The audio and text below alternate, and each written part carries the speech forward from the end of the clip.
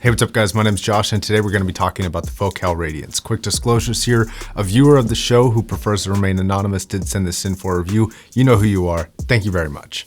Time's been moving slowly, so we already in too deep.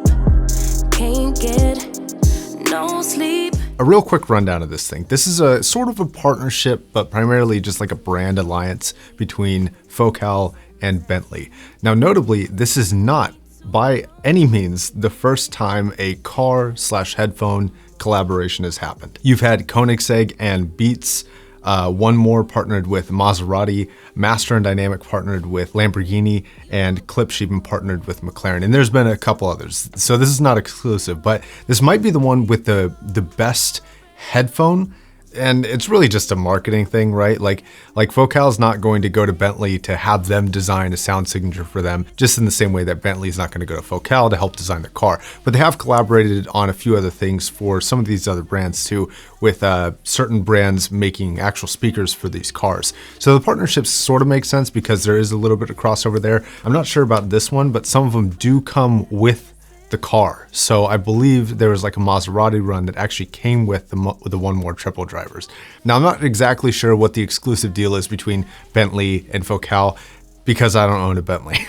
I do own a Focal though. So the general fitment and the design of this thing is pretty familiar to all the Focals you guys have probably tried. This is their most stunning build to me. I didn't think I was gonna like it because, to be perfectly honest, I'm not a fan of rose gold, but I like the implementation of the rose gold here, so much so that I was really interested in why I liked it so much, because I don't typically like it, and I think I've narrowed down what I like about it compared to typical rose gold. I think what it comes down to is the implementation of the colors within that golden color. And I think I like the rose gold to lean a little bit more pink without being too pink, and a little less towards the orange side. The oranger it gets, it looks cheaper to me, and the pinker it gets, it just looks more salmony or just straight up pink. So you got to have a nice mix, and don't be afraid to kind of liven it up with a little bit of pink in there if you're making a rose gold headphone in the future. Now, one thing that I'm going to personally have to struggle with here is recreating this to look like it does in person, because in pictures and videos it doesn't look that great, but in person I can promise you this is a stunning headphone. And design wise, like a lot of the Focals, they are beautiful works of art when it comes to the looks. Now, I do think that there are a couple fundamental problems for the design for me personally. Lately, except for one headphone from them, I've always had some weird fitment issues with Focal, of it not feeling like it ever settles on my head. I'm never perfectly content in how it's fitting. I'm always doing some slight adjustments. That's no exception here, but that is just my head, and your mileage is gonna vary quite a lot. Now, when you're actually wearing it, it does sound kind of semi-closed actually. My voice sounds very boomy, for example. I'm not sure exactly where to lay this because it doesn't feel completely open nor completely closed. It's kind of this weird hybrid. There are rose gold accents throughout, and of course you have the Bentley badging on the headband. This is a hit or miss design, right? It's kind of bold. It's got these distinct colors. It's overall dark, but you may not like the accents and you may not like the branding.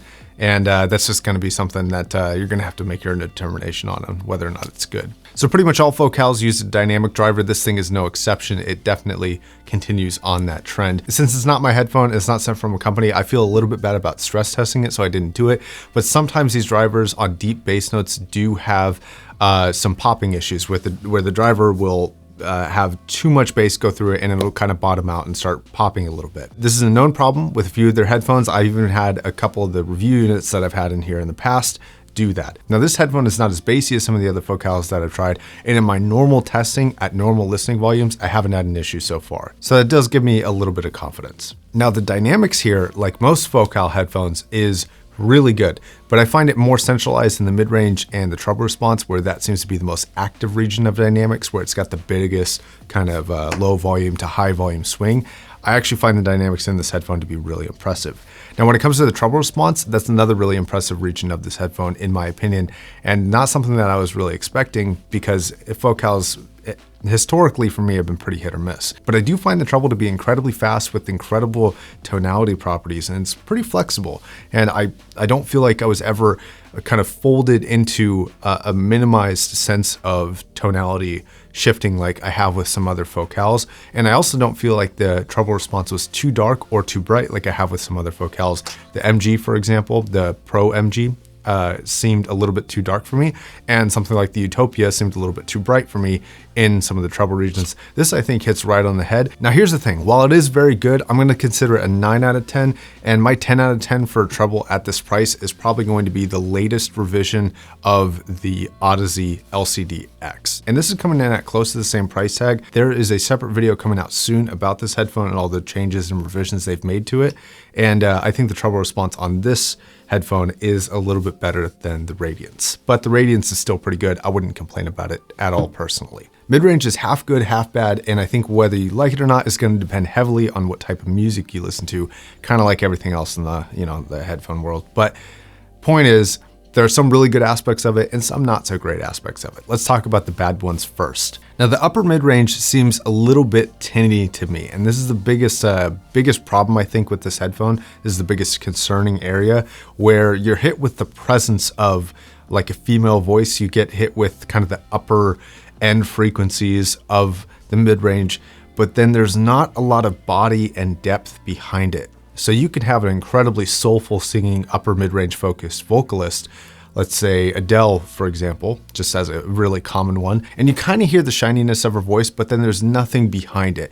It's like you get hit with the first layer of her voice and then it's kind of dead underneath. And that is a little bit disappointing. It seems almost kind of like shallow, but not in the sense of placement or forwardness. It's just kind of, it's there.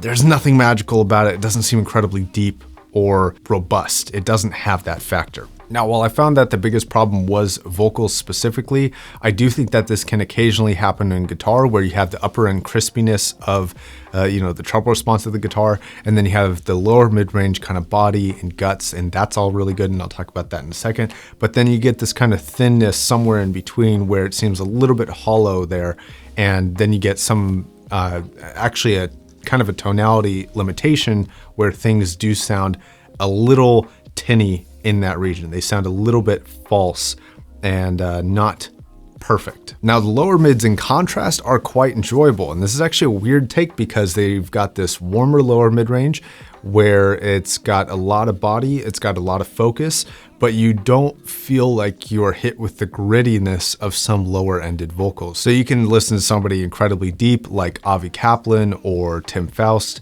and you really get a sense of like a smooth implementation, but a deep implementation of their voice with a lot of depth behind it. This counters the upper mid-range a lot, and I think it's a very impressive version of lower mid-range. Now, to sort of again draw a comparison against the Clear MG Pro, I thought that had an incredibly very well balanced mid-range. So it's got great lower mid-range and great upper mid-range, but they all seem on the same level, and an average vocalist throughout their entire range sounded very complete. This sounds a little bit stronger on the lower end and a little bit shallow in the upper mid-range, and then in some of the higher notes it kind of comes back to kind of complete the picture a little bit. Now, bass response is another area where I think this is going to be a defining factor in which focal headphone you choose if you are looking into purchasing a focal headphone, because the bass here is fast, it's very quick, it's very snappy, but it's not as much as some other focal headphones like that Clear MG that I keep bringing up just because at this point it's just become a reference for this particular review. That headphone is very punchy and I think actually outshines this headphone by quite a bit. So if you're more of a bass focused person, I would probably stick with the MG. I think that the additional cost for that headphone, if you really like bass, is going to be worth it in the end. Now, that being said, I want to kind of wrap the bass into the sound staging, the imaging section, even though that's kind of odd. But so one of the things I want to talk about is the fact that this is not a very wide sound staging headphone, and neither is the Clear MG that I was talking about. They're kind of on the same level of just being, kind of intimate. Now, because of this, bass often can lack some characteristics because it doesn't have the placement to play around with.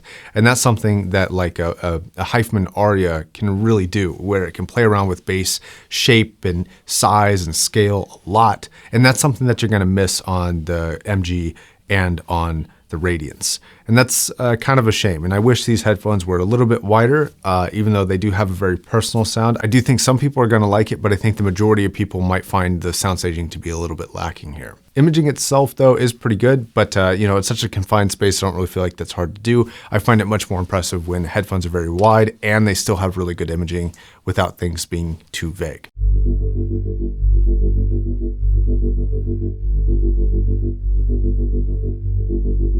Okay, so in conclusion, I find this to be an overall pretty well-balanced headphone. It doesn't have too many problem areas. I'm like a vocal freak though. Like I listen to a lot of vocal-based music, lots and lots and lots of singing. And so when something is a little bit lackluster in the kind of mid-range department for me at this price tag, it's hard for me to really recommend headphones if they have issues here because it's such an important area to me.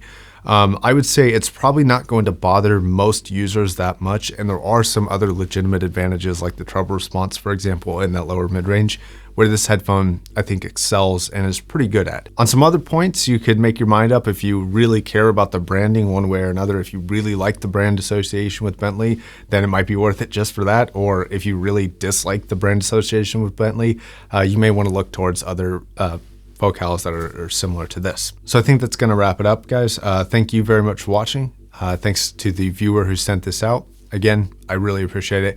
And until the next video, my name's Josh, signing off. Peace.